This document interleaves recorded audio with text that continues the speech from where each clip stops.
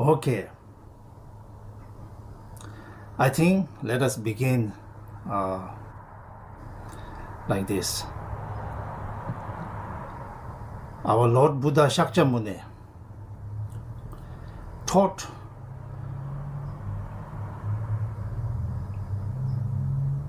traditionally we say 84,000 different teachings.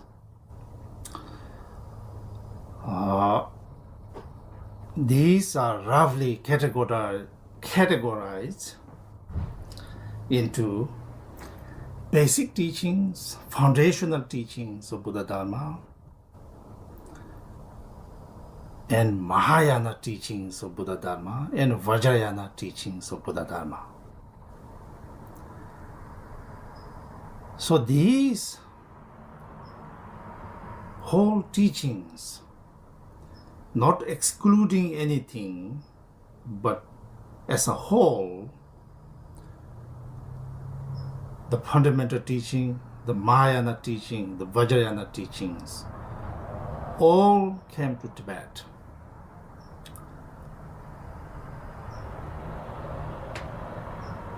Known as now Vajrayana Buddhism or Tibetan Buddhism, that which contains the whole spectrum of Buddha Dharma teachings,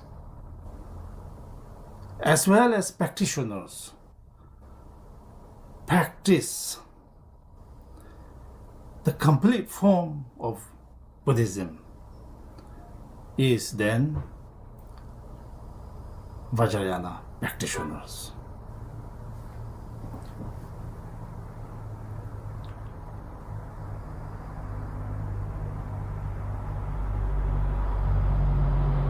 Dạ thì thầy nghĩ là thầy sẽ bắt đầu là từ cái thời Đức Tôn Đức Thích Ca Mâu Ni. Chính Đức Phật đã giảng dạy 84.000 pháp môn, thì trong 84.000 pháp môn đó chúng ta có thể phân loại là giáo lý nền tảng, giáo lý Đại Thừa và giáo lý Kim Cang Thừa. Thì toàn bộ cái giáo lý này là không có sót, toàn bộ là bao hàm tất cả, từ giáo lý nền tảng, giáo lý Đại Thừa và giáo lý Kim Cang Thừa đã được truyền đến Tây Tạng, gọi là Kim Cang Thừa hay là Phật giáo Tây Tạng. Cho nên thầy có thể nói là Phật giáo Tây Tạng là đã bao hàm toàn bộ những cái giáo pháp của Đức Phật Thích Ca Mâu Ni. Cho nên là một cái hành giả mà thực hành toàn thiện đầy đủ nhất giáo lý của Phật, đó chính là hành giả Kim Cang Thừa. Now, this complete form of teachings, when spread in the land of snow, Tibet, in terms of time, we divide into two categories. There are all translation school, known as Manjur Nyingma in Tibetan, and new translation school, known as Chinjur Sarma in Tibetan. Now, all translation school, Nyingma school, is basically from the beginning of Buddha Dharma coming to Tibet, which actually began in 5th century through most of the 10th century, are called all translation schools. Practitioners of these teachings, Nyingma Pas. And roughly, starting from 11th century, the Pandita Atisha and the great Lord our translator, Rinchen Zambo,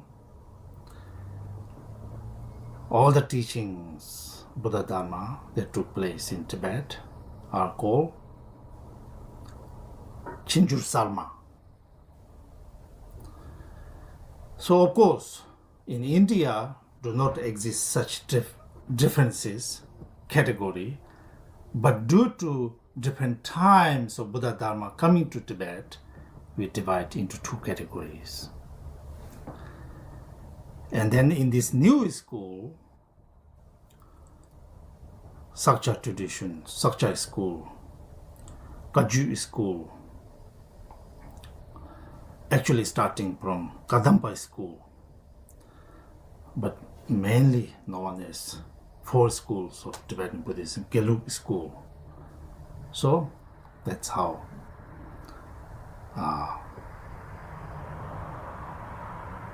spread Buddha Dharma teachings in Tibet. Dạ, thì giáo pháp toàn thiện đầy đủ này đã đến với vùng đất xứ Tuyết như thế nào thì lại được phân loại thành hai trường phái, đó là trường phái cựu dịch hay mình còn gọi là Nhiên Ma, và trường phái tân dịch còn tiếng Tạng gọi là Chinchu Sa Nhiên. Thì tất cả mỗi trong mỗi cái trường phái này thì trường phái Nhiên Ma là đến từ là giáo pháp đến với Tây Tạng từ thế kỷ thứ 5 cho đến thế kỷ thứ 10. Còn trường phái sau gọi là trường phái tân dịch là bởi từ các đại học giả Atisha và có những cái đại dịch giả Rinchen Jambon đã truyền đến thì gọi là trường phái tân dịch. Là đây là chỉ là xét theo cái thời gian mà Phật Pháp trao truyền đến Tây Tạng thôi. Còn ở Ấn Độ thì không có phân chia như vậy. Cho nên nếu mà phân chia theo thời gian mà Phật Pháp được truyền đến Tây Tạng thì chúng ta có thể thấy là trường phái cựu dịch gọi là trường phái Nyingma Ba và các hành giả Nyingma Ba. Còn trường phái tân dịch là sau đó là các dòng của Sakcha, Kagyu đến từ các Kadamba vân vân. Đó là thầy đang giải thích cho chúng ta về cái quá trình mà Phật Pháp đã được truyền đến Tây Tạng như thế nào ạ? Là sao? Now,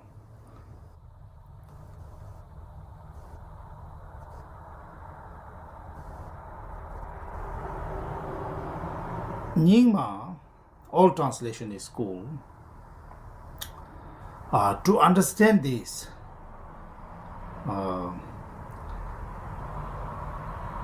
one must know that there are known as Kenlop Chusum, the king Tisongdetsen, Gurupama Sambhava, great abbot Shantarakshitas. These three are called Kenlop Chusum.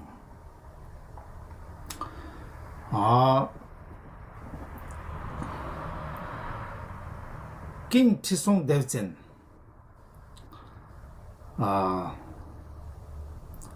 is the king, was the king in 8th century. Right now we are talking about today's all thing has to do with in the 8th century. Okay? 8th century. King Tisongdetsen's time was actually the golden age of Tibet in terms of Tibetan Empire, their powers, their success really was amazing. And at that time, King Tisongdetsen invited Shantarakshita from India, who was a great monk,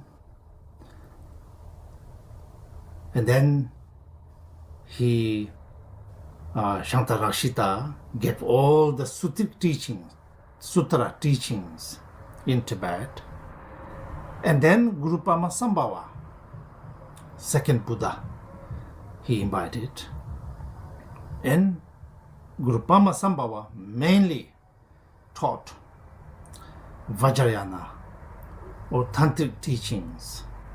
So these three, the king, the great monk, abbot Shantarakshita, and Gurupama Sambhava, these three are known as Kenlop Chusum. Okay? Now,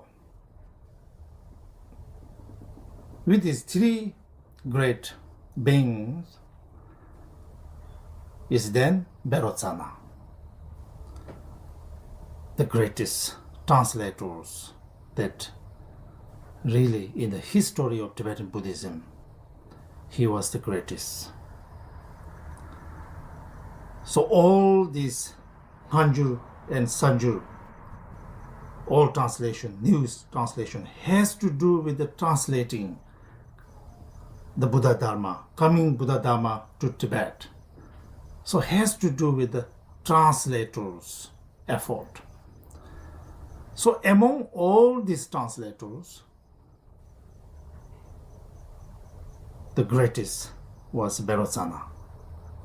So here I'm going to talk about Vairotsana's life story.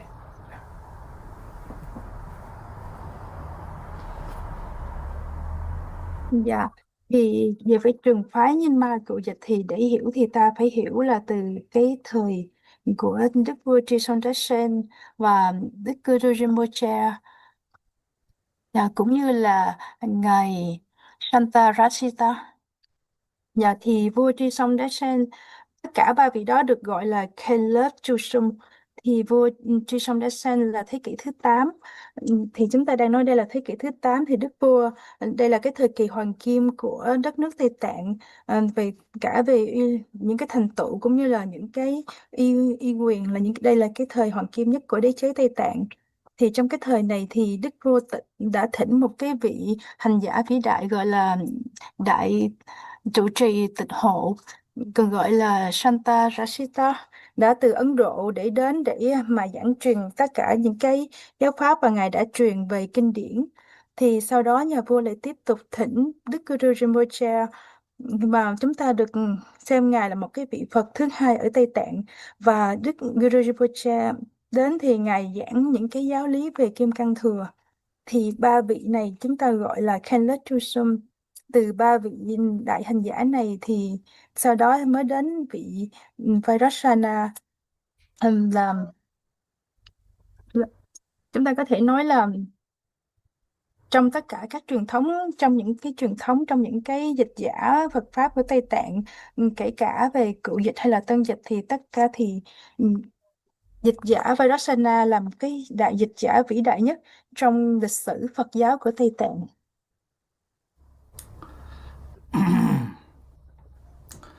Now, Vairotsana was not only a translator. He was a realized being, accomplished great master, who was actually the manifestation or reincarnation of Lord Buddha's attendant Ananda. So the story begins in the 8th century. There was King Tisongdetsen, Guru Pama Sambhava, Shantarakshita, together.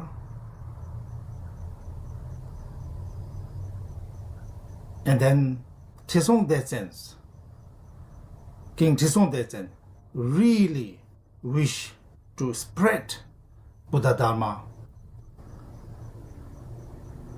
and he wanted to translate the whole spectrum of Buddha Dharma teachings, whatever available in India, in different parts of India. He wanted to translate it, everything, whatever their Buddha Dharma teachings in Tibet, in Tibetan language.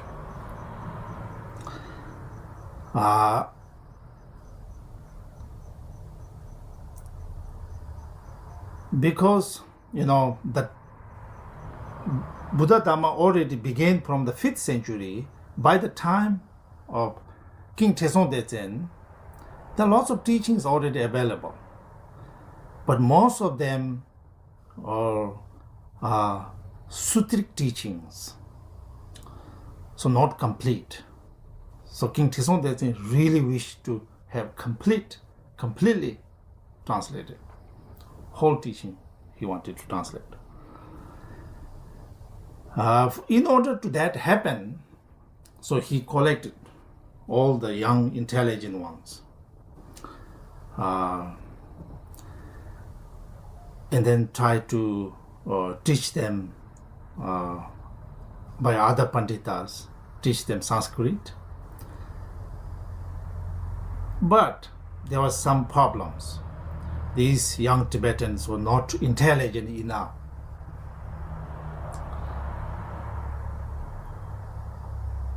When they were asked to repeat certain Sanskrit term, the young Tibetans, young boys, could not really repeat exactly in the same way the Panditas pronunciations. So, looking at these, King Teshon Detsen was quite upset. And then he asked Guru Padmasambhava, now what we do? Our young Tibetan boys are they don't look intelligent enough to learn Sanskrit.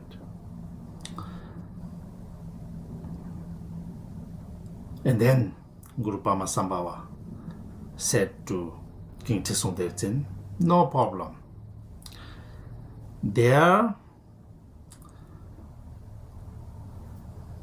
in not far from here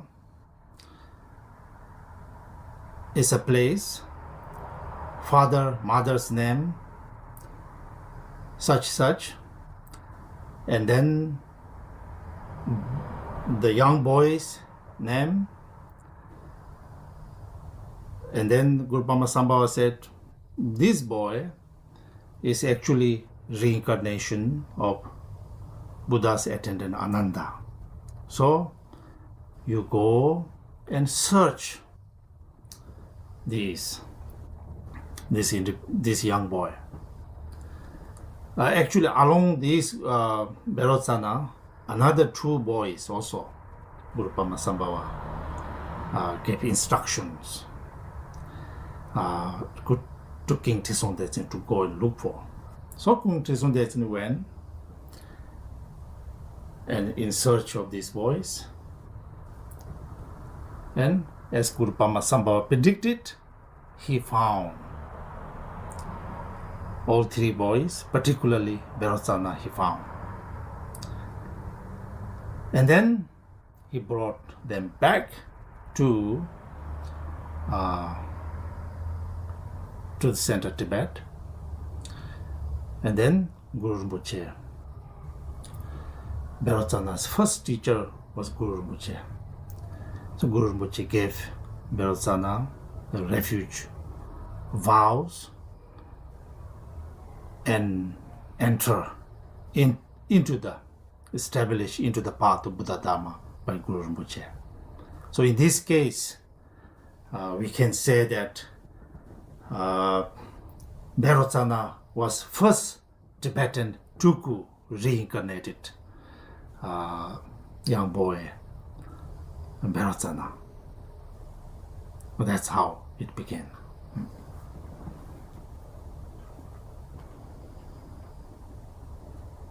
Dạ thì lúc nãy thì có nói đến ba cái vị đó, đã gọi là ba cái vị trụ cột để khai sáng Phật pháp tại Tây Tạng.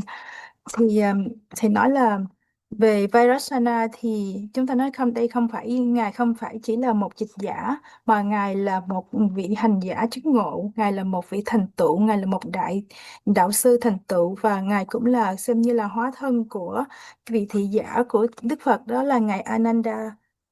Thì vào cái thế kỷ thứ 8, Đức vua Dzogchen Semde và ngài rất là muốn mở rộng giáo pháp ngài rất là muốn mở rộng tất cả mọi cái giáo pháp của Ấn Độ, và ngài muốn dịch tất cả những cái giáo pháp, những cái giáo lý từ Ấn Độ đến Tây Tạng. Và bởi vì Phật pháp đã đến Tây Tạng từ thế kỷ thứ 5, nhưng mà có nhiều cái giáo pháp về kinh điển vẫn chưa có được dịch hoàn chỉnh, vẫn chưa có đủ hoàn thiện. Cho nên nhà vua rất là mong muốn để mà hoàn thiện tất cả những cái giáo pháp đó. Thì để thực hiện được điều đó, nhà vua đã tập hợp tất cả những cái vị trẻ tuổi mà gọi là thông minh ở trong cái khu vực Tây Tạng đó và dạy cho họ tiếng Phạn. À, nhưng mà nhà vua đã phát hiện là các vị này vẫn chưa có đủ thông thái, bởi vì khi mà các vị Pandita đọc những cái từ tiếng Phạn và để cho các vị này lặp lại thì các vị đó không thể nào mà lặp lại hoàn chỉnh giống như là vị Pandita đã lặp lại, cho nên nhà vua cảm thấy rất là sầu não và nhà vua đã thỉnh ý Đức Đạo Sư Liên Hoa Xanh. Nhà vua đã nói với Đạo Sư Liên Hoa Xanh là bởi vì các người trẻ tuổi này vẫn chưa có đầy đủ những cái trí tuệ và thông thái để thì làm sao mà có thể dịch được những cái giáo pháp đó. Thì đạo sư Liên Hoa Xanh đã nói với nhà vua là không thành vấn đề. Không có xa nơi này có một cái nơi, có một cái người cha và một cái người mẹ tên là thế này, tên là thế này, và có một cái cậu bé tên là thế này. Thì Đức Đạo sư Liên Hoa Xanh đã nói với nhà vua, cậu bé trẻ tuổi đó thật sự đó là tái sanh của vị thị giả của Đức Phật, đó là ngài Ananda. Thì cùng thời gian với ngài Vajrayana thì cũng có một cái cậu bé khác nữa, cho nên nhà vua cũng theo chỉ dẫn của đạo sư Liên Hoa Xanh thì đã đi tìm được ba cậu bé, và trong đó có cả ngài Vajrayana, và đã đem về vùng trung tâm của Tây Tạng. Thì lúc đó thì đạo sư Liên Hoa Xanh có thể gọi là chính là cái vị đạo sư đầu tiên của ngài Vairotsana. Ngài đã truyền giới quy y cho ngài Vairotsana, cũng như là hướng dẫn ngài vào trong cái đạo lộ tu tập của Kim Cang thừa.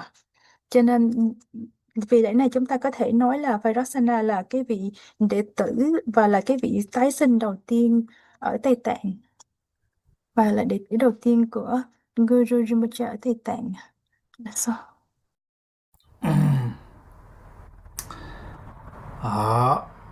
After that, Vairotsana and two other young boys were taught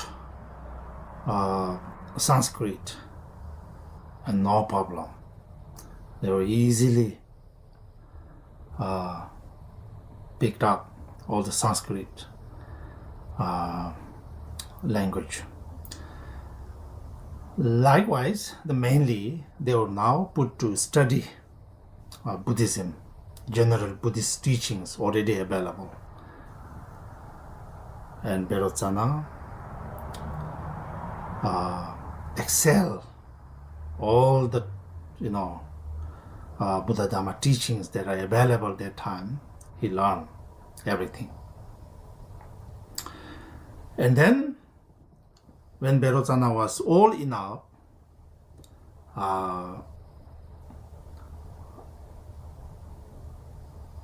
he and 6 other young boys, we call semi-midu, which means more of a tester, to test how Tibetan boys can become monk. So, including Vairotsana, 7 boys receive monastic vows from the abbot Shantarakshita for the first time ever in the land of snow. So in this case, we can say Vairotsana, of course, was one of the first one to receive the monastic vow, full ordinations. Here I just want to say on the side, the vows received is a very important part in Buddhism. Of course, full ordination is one thing, but basic vows like act of killing, act of stealing, act of sexual misconduct, lying, these fundamental vows are general to all Buddhist practitioners. Not only killing, but directly or indirectly harming any beings. If one intentionally hurt sentient beings, then we are breaking the fundamental Buddhist vows, commitment to be a Buddhist. So, regardless, as a Buddhist, keeping up our vows, fundamental, these four vows,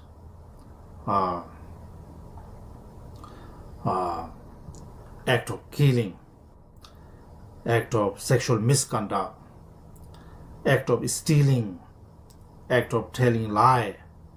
These things are fundamental vows. Now, in order to become a Buddhist practitioners, to enter into the path, one must receive different levels of vows.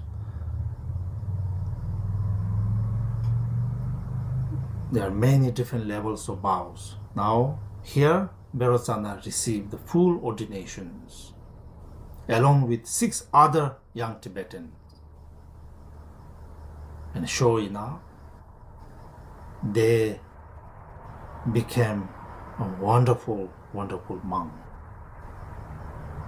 And with these 7 boys receiving full ordinations, the monastic lineage was first time established in the land of snow, Tibet.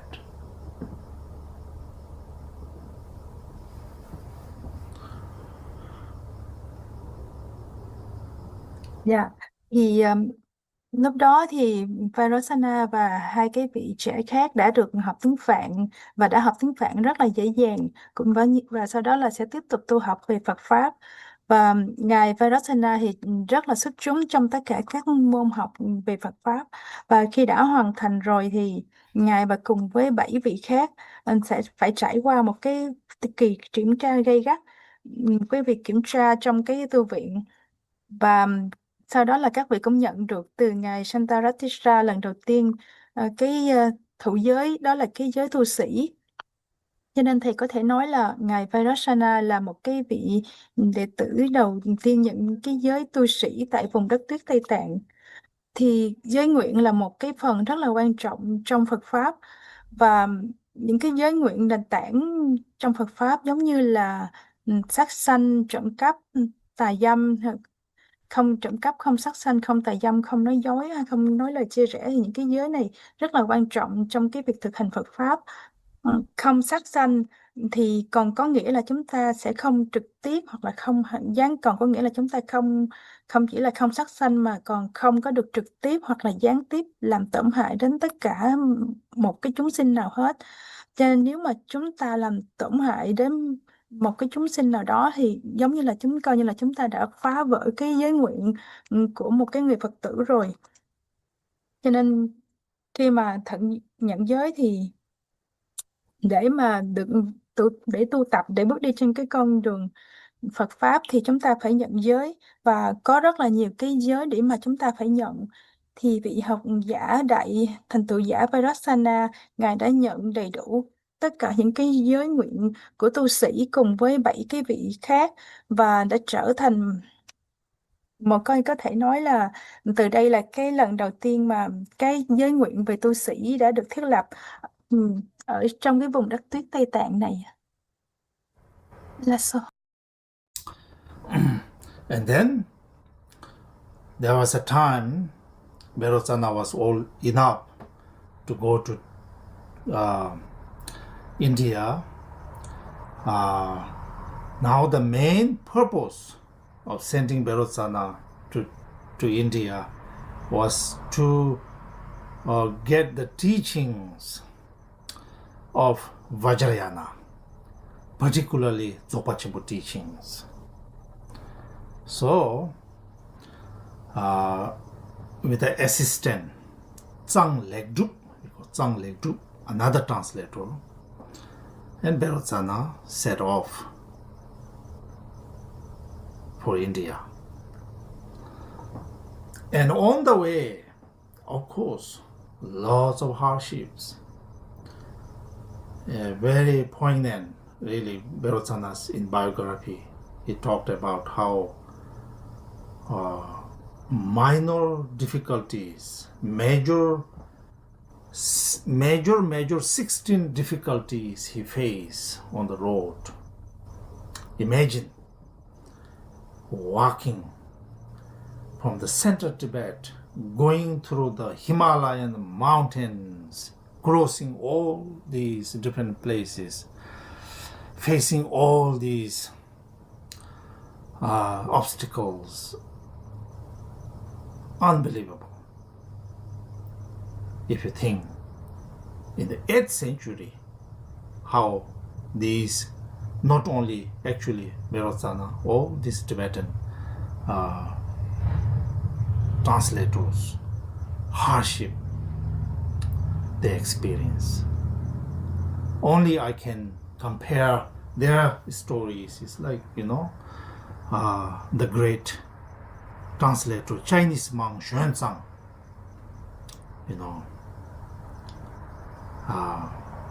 these Tibetan translators face all these difficulties.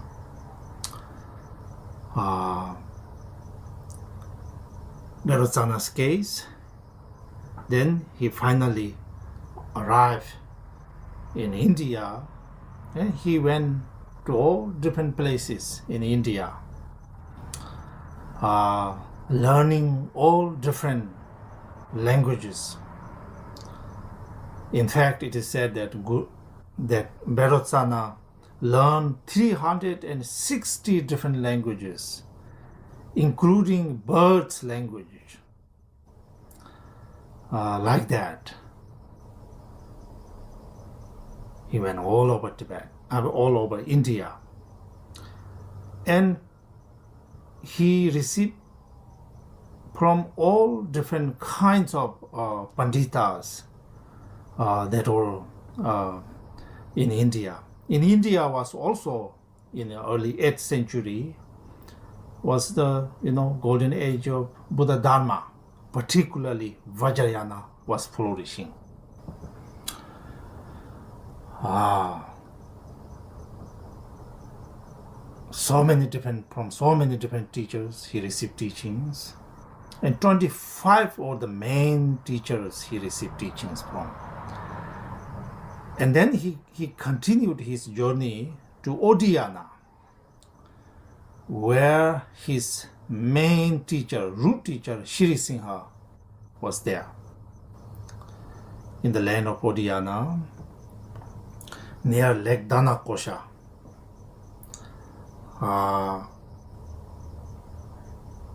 in the sandalwood forest, standing in Achal. There, Shri Singha was meditating. As you may know, Shri Singha is the third human great Dzogchen lineage holder. Before Shri Singha, then Manjushri Mitra. Before Manjushri Mitra, Garab Dorje, the first human Dzogchen masters. So here, Shri Singha finally meet his main and root teacher, Shri Singha.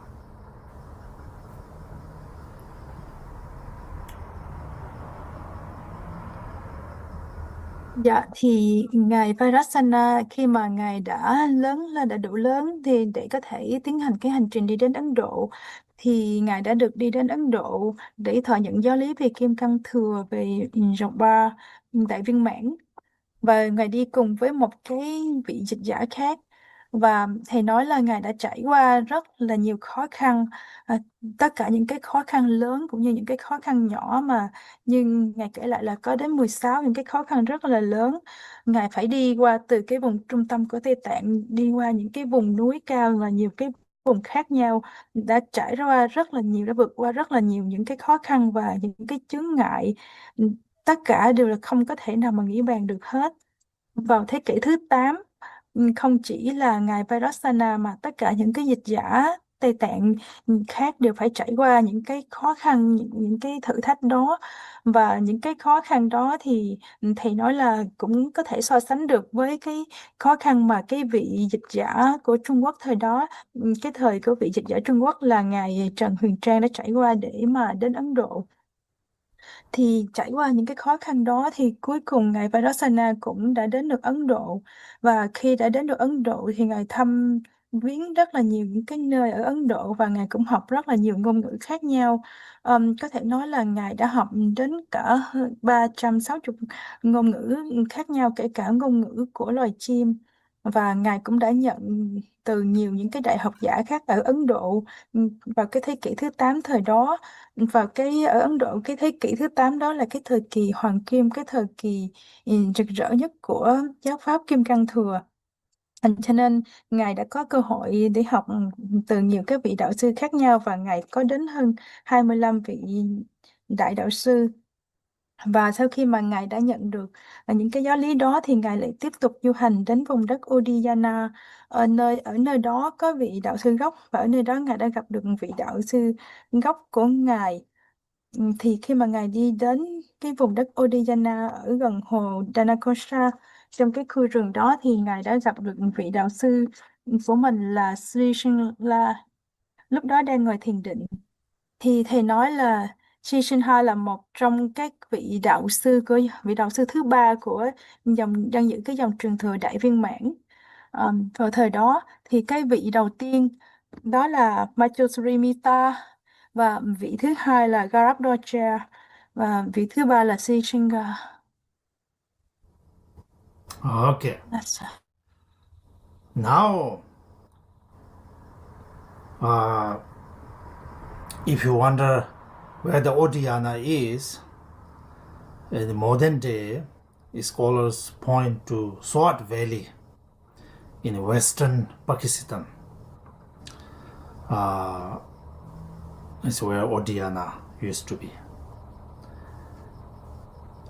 Then Vairotsana, his assistant Zhang Legdup, finally met Shri Singha, and then they request from Shri Singha the Dzogchen Semde teachings. Basically, they met the offerings they brought from Tibet to Shri Singha, and then they told Shri Singha that they were sent by the Tibetan king, Emperor Tisongdetsen. At that time, the whole region knows Tibetan kings, very powerful. And then they request the teachings of Dzogchen Semde, the great perfection, that which is beyond causality, that which is effortless.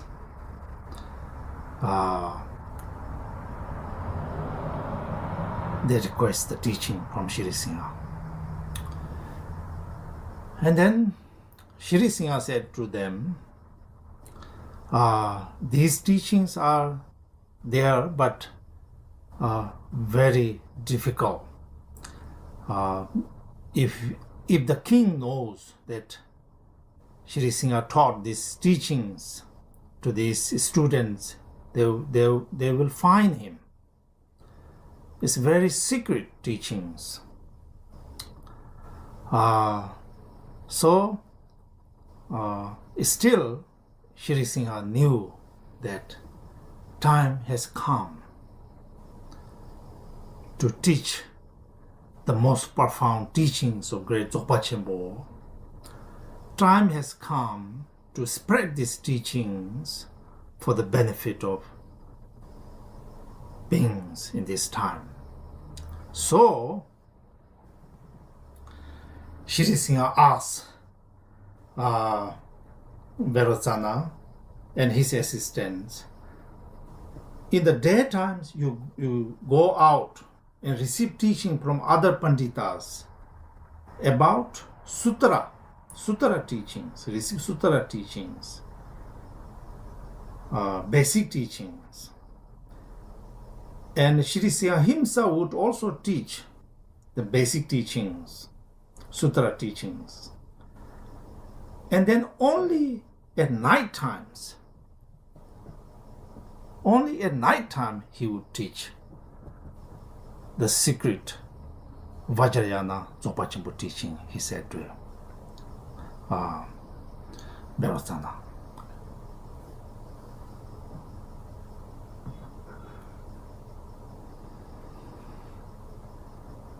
Dạ, thì khi mà Ngài đã đến được nếu mà chúng ta đã đến được cái vùng Udiyana, nếu mà chúng ta có thắc mắc là Udiyana nằm ở đâu thì thầy có thể nói là Udiyana là nằm ở phía tây của vùng đất Pakistan. Thì khi mà Ngài Vairotsana gặp được Sri Shinga và đã thỉnh cầu giáo lý về dòng Đại Viên Mãn, và tất nhiên là theo cái truyền thống Tây Tạng lúc đó thì Ngài phải mang theo những cái cúng phẩm. Ngài đã mang từ Tây Tạng qua để cúng dường và để thỉnh giáo pháp, và Ngài cũng sẽ nói là Ngài được cử đi bởi Đức vua Dzogchen. Và cái thời đó thì Đức vua rất là nổi tiếng, cho nên tất cả mọi vùng đều biết đến danh tiếng của Đức vua. Sau khi mà thỉnh được giáo lý của Đại Viên Mãn thì đó là một cái giáo lý về siêu vượt mọi cái niệm tưởng, và cái giáo lý không cần dụng công. Cho nên Ngài Sri Shinga nói với đây là một cái giáo lý rất là khó, mà nếu như mà nhà vua biết được là Ngài dạy cái giáo lý này cho đến tất cả các vị đệ tử thì Ngài sẽ bị quở phạt, và đây là một cái giáo lý rất là bí mật. Nhưng mà Ngài Sri Shinga đã biết rằng cái thời điểm đã đến lúc để mà dạy cái giáo lý Đại Viên Mãn này, và cũng là cái thời gian đã đến thích hợp để mà có thể làm lệ lạc cho tất cả mọi chúng sinh, cho nên Ngài quyết định là vẫn truyền cái giáo lý đó. Nhưng mà Ngài Sri Shinga có yêu cầu Ngài Vairotsana là ban ngày thì Vairotsana hãy đi nhận giáo lý từ những cái vị đại học giả khác, những cái giáo lý về nền tảng, những cái giáo lý về kinh điển. Và Ngài Sri Shinga thì cũng dạy thêm những cái giáo lý nền tảng, những cái giáo lý về kinh điển ban ngày cho Ngài Vairotsana, và ban đêm thì Ngài sẽ dạy về những cái giáo lý bí mật của dòng Kim Cang thừa, đó là giáo lý về Đại Viên Mãn. And then the way Shri Singha taught Vairotsana and his assistant is very interesting. He put 3 stones, and on the stone a big pot he put on the 3 stone on which sits big pot. And Shri Singha entered into the pot, and he closed the opening, put a lid on top, and a hole through the pot. There's a pipe. Some version says the copper pipe go through the big pot where Shri Singha was sitting, go through the pot and through the wall. Actually, there's where Shri Singha was staying. Let's imagine a room, and that pipe go through the wall of the Shri Singha's room, and outside the wall. Then Vairotsana and Tsanglegdu listens.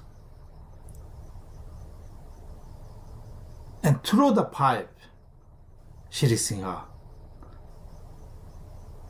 taught Dzogchen teachings. Now, what Dzogchen teachings were taught? And here we call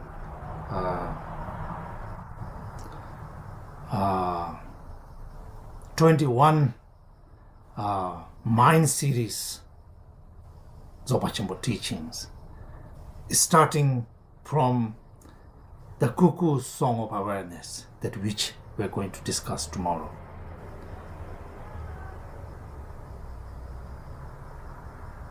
And that's how Shri Singha taught. At night time, in this form,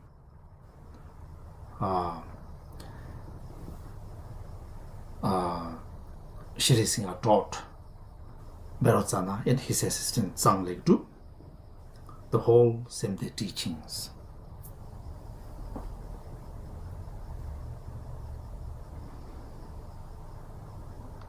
Dạ, thì cái cách mà Ngài Si Shinha dạy cho Ngài Vairotsana cũng rất là đặc biệt, và Ngài đã đặt 3 cái viên đá và ở trên đó là một cái nồi, và Ngài đã đi vào trong cái nồi đó và Ngài đã đóng cái nắp lại, và toàn bộ trong đó chỉ là lửa thôi. Và khi mà Ngài giảng pháp thì khi mà lửa nó tràn vào thì khi đó Ngài Vairotsana và một cái vị nữa, cái vị dịch giả Tây Tạng mà đi chung với Ngài tên là và khi đã lắng nghe cái giáo pháp đó từ trong cái tiếng của cái ngọn lửa nó đi vào đó, và đã nghe được những cái giáo lý về Đại Viên Mãn. Và thì có thể nói là trong tất cả những cái 21 cái phần giáo lý về tâm của Đại Viên Mãn đó thì đều bắt đầu từ cái giáo lý cốt tủy ban đầu, là cái giáo lý về chứng đạo ca chim cúc cu mà thầy sẽ dạy cho chúng ta vào ngày mai. Thì đó là thầy giải thích là cái cách mà Ngài đã dạy cái giáo lý về Đại Viên Mãn vào ban đêm cho Ngài Vairotsana. Okay.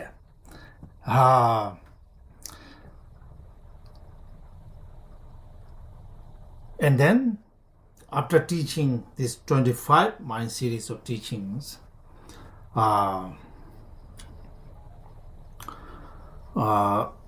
first I should say this. Some of you may have seen in this Dzogchen particular empowerment, when lamas give this copper pipe is still used. Through that lama symbolize that, and then through that some special pit instructions are set through this pipe, that those who receive empowerment listen the instructions. It still happens in our lineage.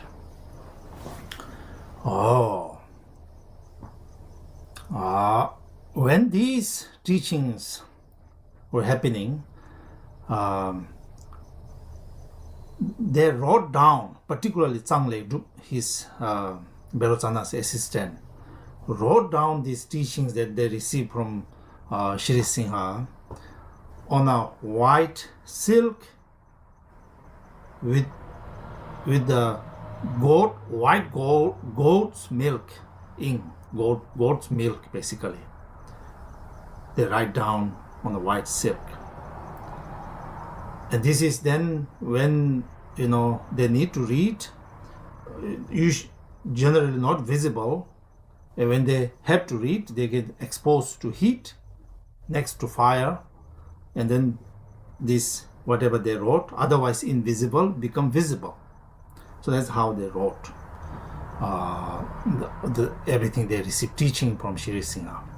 And actually, it is said that Vairotsana didn't write these teachings very much down. He memorized in his heart. Then, after these teachings, his assistant, then Shri Singha said to Vairotsana and Tsanglek Du, now I have taught you all the fundamental Dzogchen teachings. Now it's done. And then Tsanglek Du, his assistant, left. And Vairotsana was not satisfied. Actually, there are beautiful songs that Vairotsana sing actually request his teaching, more teachings from Shri Singha. But then Shri Singha kind of refused. No, now that's it. I'm done with Dzogchen teachings. Vairotsana knew there's still some teachings that are not taught yet. So it is said that Vairotsana lay down on his face in front of Shri Singha for 3 days, not rising up. He was very stubborn, in fact.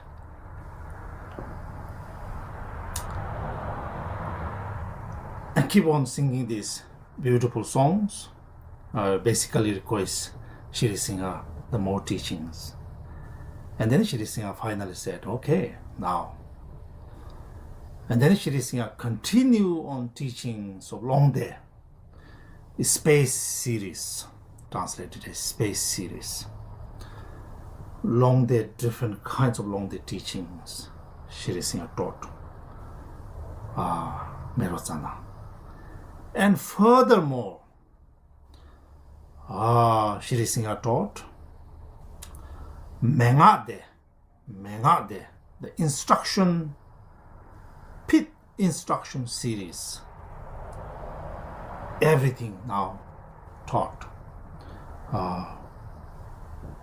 to Vairotsana. And then, after that, then Shri Singha gave his full blessings and trust this whole, particularly Dzogchen Semde teachings in Vairotsana. And then, now it's the time Vairotsana to leave for Tibet. So finally, he taught Vairotsana how to attain the siddhi of fast walking. Fast walking siddhis. So Vairotsana practiced that also, and he accomplished. And through that fast walking, and then Vairotsana returned to Tibet.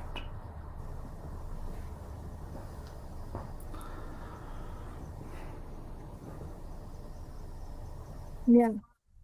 Thì sau khi mà nhận những cái giáo lý về Đại viên mãn thì thầy nói là chúng ta có thể thấy là nếu mà chúng ta có thể chúng ta đã xem những cái quán đảnh về cái dòng truyền đại viên mãn, thì chúng ta thấy là trong cái nhiều dòng truyền thừa vẫn giữ cái truyền thống giống như là cái thời đó lúc mà ngài Vairotsana đã nhận được cái giáo lý về đại viên mãn. Và khi mà nhận những cái giáo lý này thì ngài thị giả của ngài Vairotsana là ngài Samlunrut đã viết lại giáo lý này trên một cái mảnh vải trắng, và viết bằng cái mực trắng từ sữa dê màu trắng. Cho nên khi mà cái này thì hoàn toàn không có thấy được, cho nên khi mà cần đọc thì chúng ta phải hơ vào trong khối mới có thể đọc được những cái chữ này. Và tương truyền là ngài Vairotsana đã không có viết lại những cái giáo lý này, bởi vì ngài đã ghi lại hoàn toàn vào trong cái tâm của ngài rồi. Và sau đó thì ngài Shishinga đã nói với lại ngài Vairotsana và ngài Samlurut là ta đã dạy tất cả những cái giáo lý cho chúng con rồi, thì bây giờ ngài đã yêu cầu hai vị đó hãy rời đi. Nhưng mà ngài Vairotsana thì vẫn chưa có hài lòng, và ngài đã hát những cái bài ca để mà thỉnh cầu tiếp tục những cái giáo pháp từ sư phụ của mình. Bởi vì ngài Vairotsana biết là vẫn còn những cái giáo pháp, vẫn còn những cái giáo lý đó, nên ngài không có hài lòng, ngài không có rời đi. Còn ngài thị giả, ngài Samlunrut thì đã rời đi rồi. Cho nên nhưng mà lúc đó thì vị đạo sư của ngài cũng không có truyền thêm giáo lý cho ngài, cho nên ngài không có hài lòng, cho nên ngài đã nằm sấp ở đó suốt 3 ngày, và ngài cứ tiếp tục hát cái bài ca để thỉnh thêm giáo lý từ thầy của mình. Và sau 3 ngày thì đạo sư của ngài cũng đã đồng ý để giảng truyền thêm giáo pháp về đại viên mãn, thì đó là cái giáo lý về Long Đề, và sau đó là cái giáo lý về Manga Đề, là những cái toàn bộ là những cái hướng dẫn cốt tủy bí mật để giáo lý về tâm yếu, và ngài đã nhận được tất cả những cái giáo pháp đó. Và sau đó ngài cũng đã nhận đủ những cái gia trì để phát được cái tính cho về cái giáo lý Đại Viên Mãn này, và cũng đến lúc Ngài phải trở về vùng đất Tây Tạng. Và đạo sư của Ngài sau khi đã chỉ cho Ngài, dạy cho Ngài truyền cho Ngài một cái phương pháp gọi là để cho Ngài có thể đi thật là nhanh đến Tây Tạng, một cái thần thông để Ngài đi thật là nhanh về Tây Tạng, và Ngài cũng đã thành tựu cái phương pháp đó. Okay. Now, arriving in Tibet, there was the joy of King Tisongdetsen. And now Vairotsana returned with all the teachings. So King Tisongdetsen and all his subjects received teachings from Vairotsana. Vairotsana taught in the daytime again the way how he received from his own teacher. He taught in the same manner to the Tibetan people. In the daytime, general teachings of Buddha Dharma. Only at night time he taught Vajrayana, mind series, Dzogchen Semde, particularly mind series Dzogchen Semde he taught. And in this case, you can say Vairotsana was the first Tibetan who teach Dzogchen in Tibet.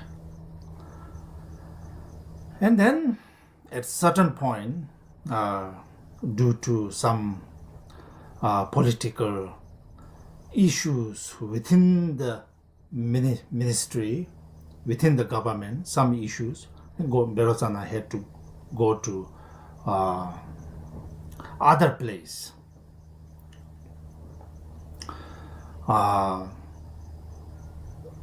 More of Eastern Tibet. He went to Eastern Tibet.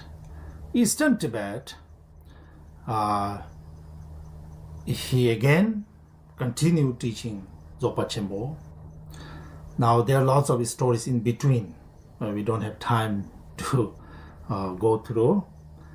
But basically he went to Eastern Tibet, and then there he taught Dzogchen Semde continued. Among his students, one is called Pang Mipam Gombo, Pangye Mipam Gombo, the old Mipam. Old Mipam was already 80 years old. But then he received teachings from Vairotsana. And other his students was called Udan Himpo. Actually, Udan Himpo was the young one who was the main student, the latter who continued Vairotsana's legacy in that region. Here, Pang Mipam Gombo, old Mipam Gombo, was so old he could not really sit up. So meditation stick, and now you can see, I actually sent them a picture of that. A stick here on the chin, so they can sit straight. A meditation stick. A meditation belt, so that you can sit. Meditation belt started from there. So anyway, from Pang Mipam Gombo. Pang Mipam Gombo was very old, but age do not really matter. Dzogchen Semde teaching, when you heard the teaching, practice the teaching, you can attain enlightenment within these lifetimes. It was true. Pang Mipam Gombo become, attain rainbow body. Actually, successive 7 generations of his students all attain rainbow body. So here, Vairotsana not only brought the teaching, but of course the wisdom lineage, that which liberate, that which awaken in the land of snow. It was amazing.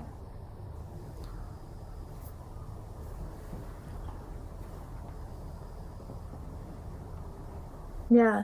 Thì khi mà Ngài trở về Tây Tạng thì Đức Vua đã rất là hoan hỷ, là Đức Vua là cũng như là mọi người rất là hoan hỷ và cũng nhận được giáo pháp từ Ngài Vairotsana. Nhưng mà Ngài truyền giáo pháp theo cái cách đúng cái cách mà Ngài đã được nhận được cái giáo pháp đó, là ban ngày Ngài vẫn sẽ dạy những cái giáo pháp cơ bản, những cái giáo pháp nền tảng, và vậy ban đêm thì Ngài sẽ trao truyền giáo lý bí mật về đại viên mãn này. Và có thể nói là Ngài Vairotsana là một cái vị đại đạo sư đầu tiên đã truyền giáo lý đại viên mãn ở vùng đất Tây Tạng. Nhưng mà tuy nhiên vì có những cái bất đồng về chính trị, cho nên Ngài đã phải đi đến một cái nơi khác ở phía miền đông của Tây Tạng để tiếp tục trao truyền, tiếp tục truyền bá, giảng dạy cái giáo lý về đại viên mãn. Và có thể nói là trong các đệ tử của Ngài có nổi bật là giống như là một cái ngày để Benjamin from Gambo là đã 80 tuổi cũng đã nhận cái giáo lý về đại viên mãn này, và có một cái vị khác là Udanyimbo, một cái vị trẻ tuổi cũng đã nhận được cái giáo lý này. Thì thầy nói là cái trường hợp của ngài Benjamin from Gambo đó thì ngài đã rất là già, ngài gần như là không có thể ngồi được nữa, nhưng mà cũng có một cái cách là một cái phương pháp là dùng cái giống như cây gậy và để giữ cái người thẳng để ngài có thể ngồi thiền được. Và cái giáo lý đại viên mãn này là để chúng ta có thể nói là bởi vì ngài đã rất là già rồi, nhưng mà cái giáo lý này nó thâm sâu đến nỗi mà mặc dù là ngài đã tuổi cao rất là già, nhưng mà khi mà nhận được cái giáo lý này, ngài đã đạt được giác ngộ, đã đạt được thân cầu vồng ngay trong một cái đời này. Và tất cả các đệ tử sau đó cũng đều của ngài Vairotsana cũng đều đạt được những cái thành tựu về thân cầu vồng. Thì và đạt được những cái thành tựu đó thì chính ngài đã trao truyền cái giáo lý về cái giáo lý về trí tuệ này để đem đến giác ngộ cho tất cả những cái đệ tử và chúng sanh của ngài ở vùng đất Tây Tạng. Là sao? And then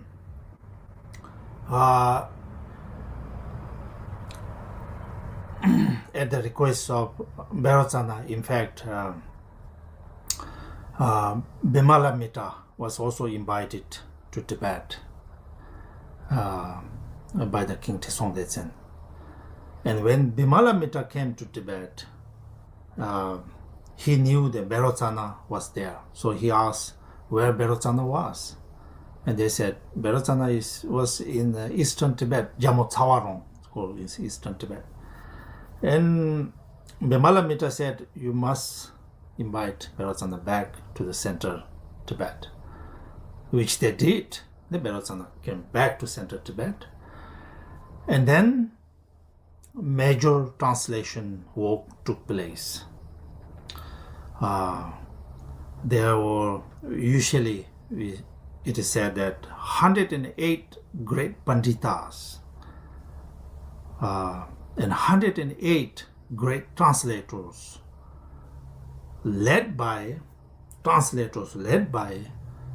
Vairotsana basically translated the whole Buddha Dharma, whatever was available in different parts of India, translated everything in Tibetan.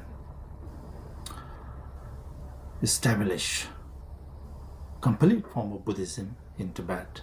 Right now we have like 103 volumes of Buddha's own word, over 200 volumes of commentaries, most of them already translated in 8th century.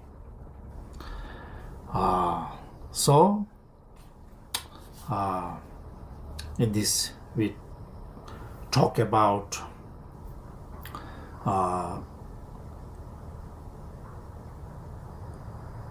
Bairong Zompa said the greatness of locations in this 8th century. Greatness of location is translation took place in the government kind of place, Samye, Greatness of Pandita, like Guru Rinpoche, Bimala Metta. Greatness of translators, like Vairotsana and all great translators. Greatness of benefactors, like king is sponsoring everything. Greatness of offering, not only small offering, big offering to king made all these offerings. Greatness of teachings, the highest teachings, Dzogchen teachings, also translated. So these were the kind of the thing that characterize the time and situations in 8th century. Within this, Vairotsana is a big player.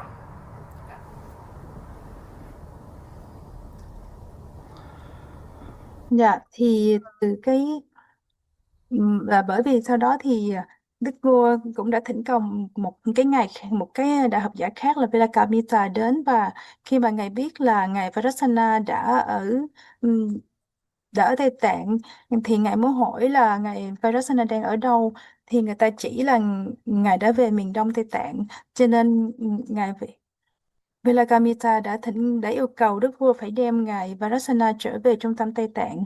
Và khi mà ngài quay trở lại trung tâm Tây Tạng thì từ đó rất là nhiều giáo lý, nhiều giáo pháp đã được chuyển dịch, và có 108 vị đại học giả, 108 vị đại dịch giả đã được dưới sự hướng dẫn của ngài Vajrayana đã chuyển dịch toàn bộ những cái giáo lý, những cái giáo pháp từ Ấn Độ về Tây Tạng, và đã hoàn thiện toàn bộ những cái giáo pháp dành cho Tây Tạng, những cái giáo pháp, những cái Phật pháp ở Tây Tạng đã được hoàn thiện toàn bộ hết.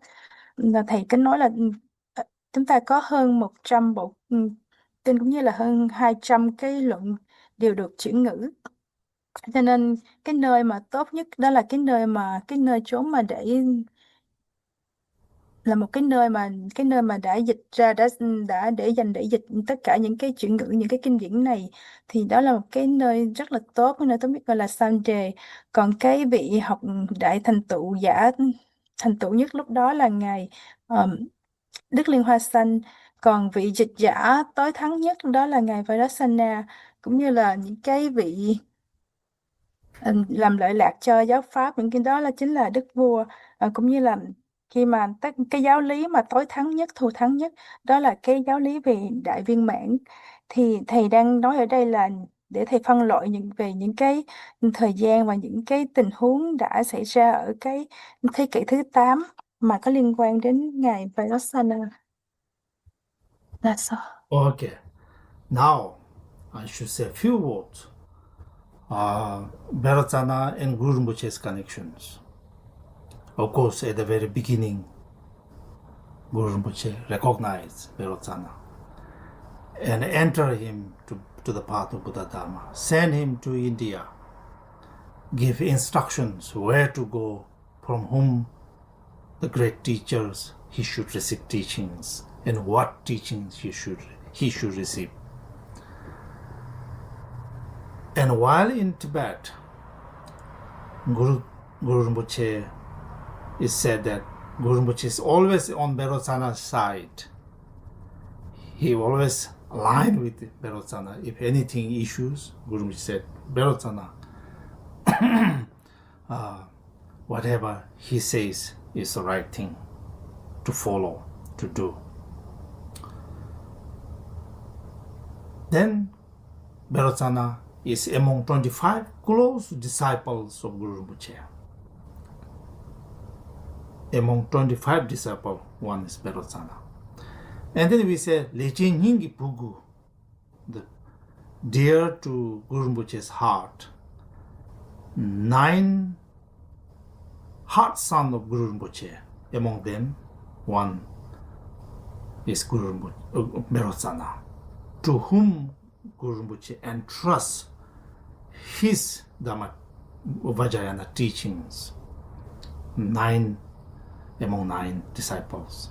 And then among 8 disciples, basically who will continue Guru Rinpoche's legacy.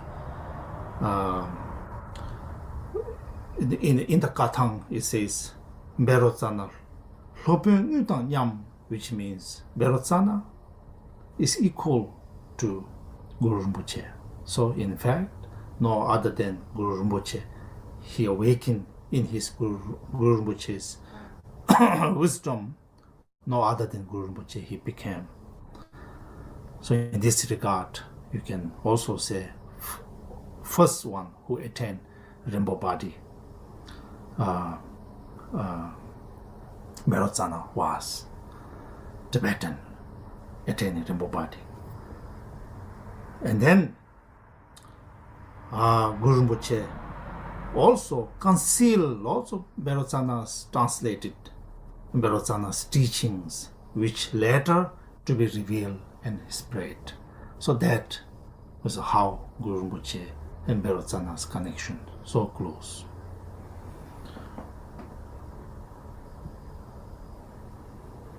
Dạ, thì bây giờ thầy sẽ nói về cái mối quan hệ, cái sự kết nối giữa Ngài Vajrayana và Đức Đạo Sư Liên Hoa Xanh.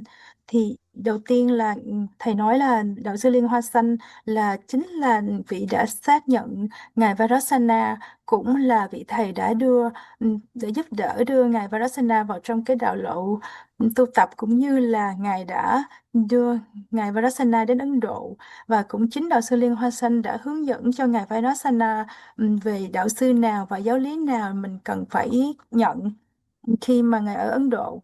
Còn ở Tây Tạng thì Ngài Guru Rinpoche luôn luôn ở bên cạnh Ngài Vairotsana, và Ngài Vairotsana thì luôn luôn tuân theo những cái lời dạy, những cái lời huấn truyền của Đạo Sư Liên Hoa Xanh. Và thầy có thể nói là Ngài Vairotsana là một trong 25 đệ tử thân cận của Đạo Sư Liên Hoa Xanh. Và nếu mà chúng ta tính vào trong cái 9 vị đệ tử thân cận nhất, gọi là tâm tử của Đạo Sư Liên Hoa Xanh, thì Ngài Vairotsana là một trong 9 cái vị tâm tử đó. Và ngoài cũng là Đạo Sư Liên Hoa Xanh cũng đã giao phó toàn bộ những cái giáo lý, những cái truyền dạy lại cho Ngài Vairotsana. Và nếu mà chúng ta tính trong 8 vị đệ tử tiếp tục kế thừa Ngài Đạo Sư Liên Hoa Xanh, thì Ngài Vairotsana cũng là đồng nhất đối với Ngài Đạo Sư Liên Hoa Xanh. Ngài đã thành tựu được trí tuệ của Đạo Sư Liên Hoa Xanh, và Ngài không khác gì Đạo Sư Liên Hoa Xanh. Mà có thể nói là Ngài là cái vị đầu tiên đã thành tựu được thân cầu vồng. Cho nên thầy cũng có nói thêm là Đạo Sư Liên Hoa Xanh cũng đã cất giấu rất là nhiều giáo lý khác đã được chuyển dịch bởi Ngài Vairotsana, để mà sẽ được phát lộ vào một cái thời điểm khác để làm lợi lạc cho tất cả mọi chúng sinh. Okay, now the last. What is legacy of Vairotsana? This whole teachings available right now, Sutrayana, Prajna Paramita teachings, to astrology, to medicines, all lots of teachings. Later on, new translators, they change a little bit, but mostly Vairotsana's, led by Vairotsana, translated. All these teachings available right now. And particularly Dzogpa Chenpo teachings were translated by Vairotsana with Guru Rinpoche, with Bemalamita on his own translated. He translated the whole thing. So that translations he did continue through the centuries. On these very teachings, lots of practitioners attend rainbow bodies, or at least attend realizations with the teaching which continues today. Likewise, Vairotsana is not somebody who came in 8th century and long gone kind of a story. Throughout the centuries, Vairotsana's emanations, reincarnation continued. Even today, there are lots of masters who are said to be Vairotsana's emanation, which we don't have time to go through the names. In this regard, Vairotsana's emanation Vairotsana continue to exist in today's world. Now, what is the point of talking about Vairotsana's story? This really shows, the story shows the one person who is very dedicated for the Buddha Dharma. In this so much dedication, working so hard, getting all these teachings translated. And on the practice level, the practitioner practice not only Sutrayana, not only Tantrayana, but practice Sutrayana, practice Tantrayana. Whole spectrum of Buddha Dharma teaching is not something to be chosen from something, some part, some left out, but somebody, a good practitioner, must embody the whole spectrum of Buddha Dharma teachings. So that really truly embodies in the life story of Vairotsana. So for us, listening, knowing, reading about Vairotsana's biography should inspire us for working hard for the practice of Buddha Dharma and awakening for the benefit of all sentient beings. Listening to the biography of Vairotsana, one must be inspired, encouraged. And part of Buddha Dharma is not something story we tell, but something very alive. That if one practice, one can get liberations, not only down the road, but in this very moment, it is possible. That is perhaps the Vairotsana's main message, that liberation is possible in these very lifetimes. So with this, I think because of the timing, we stop. There are lots of things to say, but whatever I said here is very general, very brief. So here, if you have any questions, let me know. Otherwise, we conclude to dedication. Okay?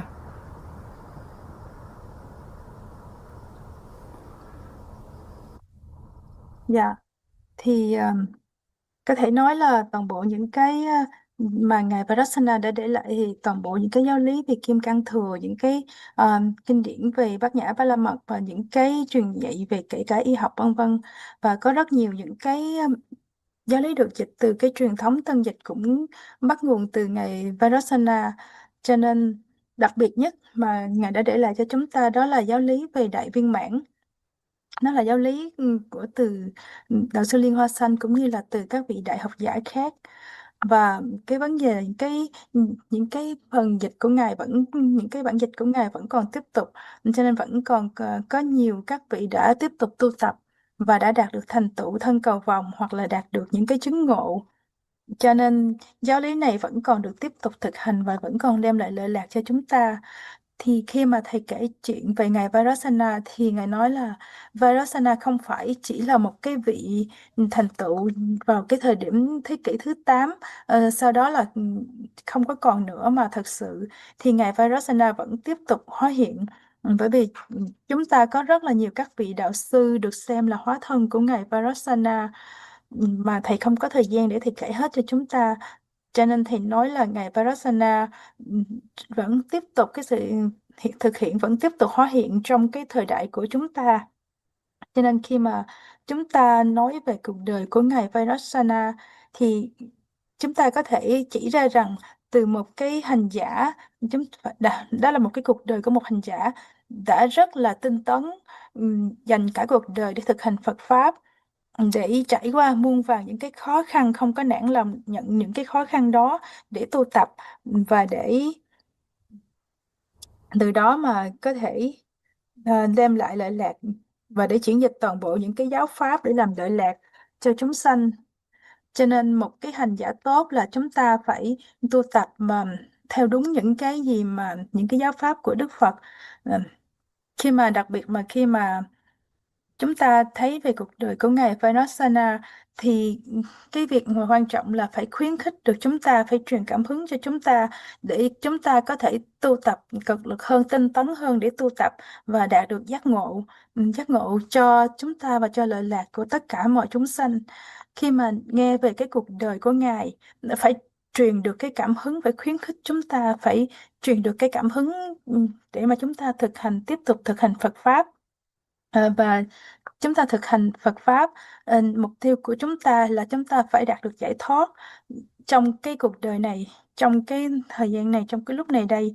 Và đó là cái thông điệp của Ngài Vairotsana, đó là nếu mà chúng ta tinh tấn tu tập thì cái sự giải thoát đó sẽ đạt được, sẽ thành tựu được trong cái cuộc đời này. Thì thầy nói là có rất là nhiều cái điều mà thầy không có thời gian để nói hết. Đây chỉ là một cái gì đó thầy nói một cách ngắn gọn thôi.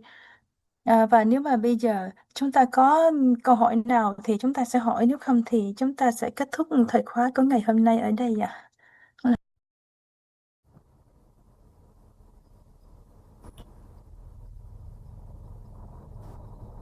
Any questions? Just a moment, Tukula. I will try to allow people to unmute themselves, then they can ask questions. Dạ thưa, bây giờ con sẽ hay là nhờ chị Hằng unmute tất cả mọi người để mọi người, nếu mà ai cần nói chuyện thì có thể bật mic lên để nói chuyện với Tukula.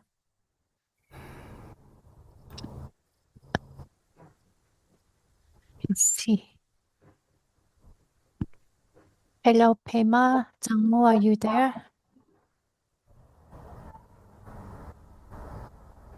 Just a moment. When we receive empowerments, but we cannot keep all of them. So I should recommend you to recite Vajrasattva 100-syllable mantra, okay? That we are going to recite 3 times here first. So to this, let us conclude today.